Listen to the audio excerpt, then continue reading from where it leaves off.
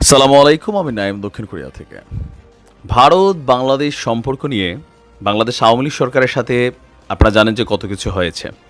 তো আওয়ামী লীগ সরকারের পতনের পরে ভারতের সাথে বাংলাদেশের সম্পর্কের মাপকাঠিটা কেমন হবে এ নিয়ে নানান প্রশ্ন যারা আমরা অডিয়েন্স লেভেলে আছি তাদের। যেমন ধরেন জাতীয় সঙ্গীত পরিবর্তন, ভারতের সাথে সমানভাবে পাল্লা দেওয়া, অথবা ভারতের দেশ মানে জনগণকে যারা বাংলাদেশে চাকরি করে তাদেরকে বের করে দেওয়া। আবার ধরেন ভারতীয় পণ্য বয়কট, অনেক কিছু আমরা ডাক দিচ্ছি।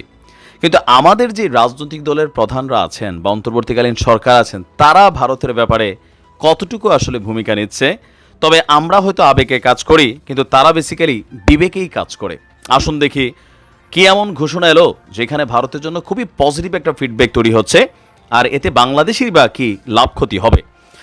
অর্থ এবং বাণিজ্য উপদেষ্টা ডক্টর সালেউদ্দিন আহমেদ বলছেন, ভারতের সাথে আমাদের যে চলমান বড় প্রকল্পগুলো আছে এগুলো নিয়ে কোনো সংকট হবে না, কোনো প্রকল্পের কাজও বন্ধ হবে না। কিন্তু দৃশ্যত অনেকগুলা কাজ বন্ধ আছে। আমাদের হাইওয়ে থেকে শুরু করে অনেক বড় বড় কাজ, এরকম যে আপনার যেই কী বলে উড়াল সেতু, বিভিন্ন কাজ কিন্তু বা জেটি, বন্দর, অনেক জায়গায় ভারতের বিভিন্ন নামি দামি কোম্পানি এখানে বিলিয়নস অফ ডলার কিন্তু ইনভেস্ট করেছিল। তো সরকারের প্রেক্ষাপট পরিবর্তনের পর অনেকেই বাংলাদেশ ছেড়ে ভেগে চলে গেছেন। তাদের যেই প্রকল্পগুলো চলমান ছিল সেগুলো থেমে গেছে, সেগুলোর দৃশ্যত কোনো কাজ হচ্ছে না।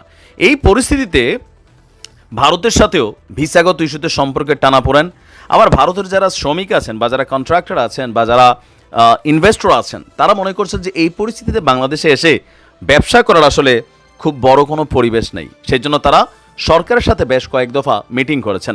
আর সেই মিটিংয়ের পরেই আমাদের ডক্টর সালেউদ্দিন আহমেদ তিনি আপনার ভারতীয় হাই কমিশনার প্রণয় ভার্মার সাথে একটা বৈঠক করেছিলেন। সেই বৈঠকের পর তিনি প্রেস ব্রিফিং দিয়েছেন, বলছেন যে ভারত আমাদের সবচেয়ে বড় ঘনিষ্ঠ প্রতিবেশী, তাদের সঙ্গে দীর্ঘদিনের সম্পর্ক রয়েছে।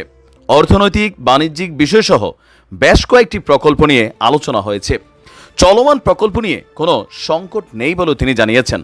অর্থ উপদেষ্টা বলছেন, বিজ্ঞান প্রযুক্তি সহ আরও বড় প্রকল্পে দিল্লি আগ্রহ দেখিয়েছে। বিনিয়োগের ভালো জায়গা বাংলাদেশ। এ সময় বাংলাদেশে বিনিয়োগের জন্য ভারতকে আমাদের সরকারও আহ্বান জানিয়েছে। এদিকে ঢাকা দিল্লি একসঙ্গে আগের মতনই কাজ করবে বলে জানিয়েছে ভারতীয় হাই কমিশনার। ভারতীয় হাই কমিশনার বলছে, ভারতের সঙ্গে চলমান কোনো প্রকল্প স্থগিত করা হয়নি, সাময়িকভাবে কিছুটা হয়তো কাজ বন্ধ ছিল। বিজ্ঞান প্রযুক্তি সহ বেশ কিছু বড় প্রকল্পে ভারত কাজ করতে আগ্রহী। আশুগঞ্জ এবং আখাউড়া সড়কের মতন কিছু প্রকল্পের ঠিকাদার ভারতে চলে গেলেও দ্রুতই তারা পরিবেশটা শান্ত হলে ফিরে আসবে এবং কি প্রকল্পগুলোর কাজকে বেগবান করবে। ভারত থেকে বাংলাদেশের ঋণের অর্থ ছাড় করার বিষয়েও সমস্যা নেই। আগের মতোই এই সরকারের সাথে দ্বিপাক্ষিক সম্পর্ক এগিয়ে নেবে ভারত।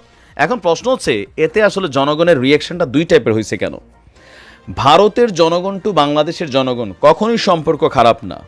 ভারতের ইকোনমি টু বাংলাদেশের ইকোনমি পারস্পরিক নির্ভরশীল। যেমন ধরুন আজকে 2,31,000 ডিম আসছে, তো এই ডিমকে বাংলাদেশের মানুষ খাবে না? খাবে। 60 টাকা করে প্রতি পিস আসছে, এই ডিমটা অল্প দামে বেচা যাবে, কারণ আমাদের দেশে সিন্ডিকেট হয়। ভারত থেকে পেঁয়াজ না আসলে আমরা বিপদে পড়ি। তো এটা উৎপাদন করে কে? ভারতের সাধারণ জনগণ। কিনে কে? বাংলাদেশের সাধারণ জনগণ। ভারতের সাথে যে সমস্যাগুলা, এগুলা কিন্তু কোনো পণ্য লেনদেন এগুলা নিয়ে না। সমস্যা হচ্ছে, মূল সমস্যা তিস্তা সহ আরও কিছু বেশ প্রকল্প, নদীর ইস্যু, পাশাপাশি সীমান্তে হত্যা। এই দুইটা জিনিস বাদ দিলে আপনি ভারতের সাথে ওই রকম কোনো কিছু পাবেন না। বা আমাদের যে মাতারবাড়ি বন্দর অথবা তারা যে রেলপথ তৈরি করছে, এখানে আমরা আমাদের স্বার্থটা কতটুকু দেখছি, ভারতের স্বার্থটা কতটুকু দেখছি, এগুলার ক্যালকুলেশনের কারণেই আমরা যখন দেখি যে আমাদের স্বার্থটা কমে গেছে। আবার পলিটিক্যাল একটা মুভমেন্টও আছে, যেমন ধরেন জামাত ভারতের সাথে ভালো সম্পর্ক ক্যারি করতেছে, বিএনপি ভালো, অন্তর্বর্তী সরকারও ভালো। ডক্টর ইউনূস সাহেব মোদির সাথে বৈঠক করার জন্য এক ধরনের একটা লবিংই করছেন আমাদের কাছে মনে হচ্ছে। ভারত আবার সেটা নিয়ে ভাবও নিচ্ছে। তো সকল কিছুর মেইন কারণ হচ্ছে জনগণ যেন অস্থিতিশীল না হয়। ভারতের রাজনৈতিক সরকার বাংলাদেশের জনগণের সাথে যদি সম্পর্ক ক্রিয়েট করে দেন, ভারত নিয়ে বাংলাদেশের মানুষের কোনো অ্যালার্জি নাই, কোনো অ্যালার্জি নেই। কিন্তু আমাদেরকে যখন নানানভাবে আমাদের নানান ইস্যুতে, নানান ন্যায্যতাতে তারা আমাদেরকে বাধাগ্রস্ত করে, ভারত সেনাবাহিনী পাঠায় দেবে, এই ধরনের উল্টাপাল্টা কথাবার্তা বলে, বাংলাদেশের সংখ্যালঘু নির্যাতন হচ্ছে, ভারতের নিয়ে ভূমিকা রাখবে, এগুলা নিয়ে মানুষের কনসার্ন তৈরি হয়। আমরা কি ভারতের ইস্যু নিয়ে এত কথা বলি? সো বুঝতে পারছেন যে আমরা আমজনতা অনেক কিছুই বলি, কিন্তু যারা সরকার চালায় তারা কিন্তু বোঝে যে কোন জায়গাটাতে ঝামেলা হলে কি হবে। ভারতের সাথে সুসম্পর্ক থাকুক, সমস্যা নেই, কিন্তু ন্যায্যতার ভিত্তিতে, সমতার ভিত্তিতে। তোমরা নিবা, আমরাও পামো, হিসাব নিকাশ কাগজ কলমে যা থাকবে তা বুঝাই দিতে হবে। তো ভারতের জন্য একটা সুসংবাদই। ভালো থাকুন, আসসালামু আলাইকুম।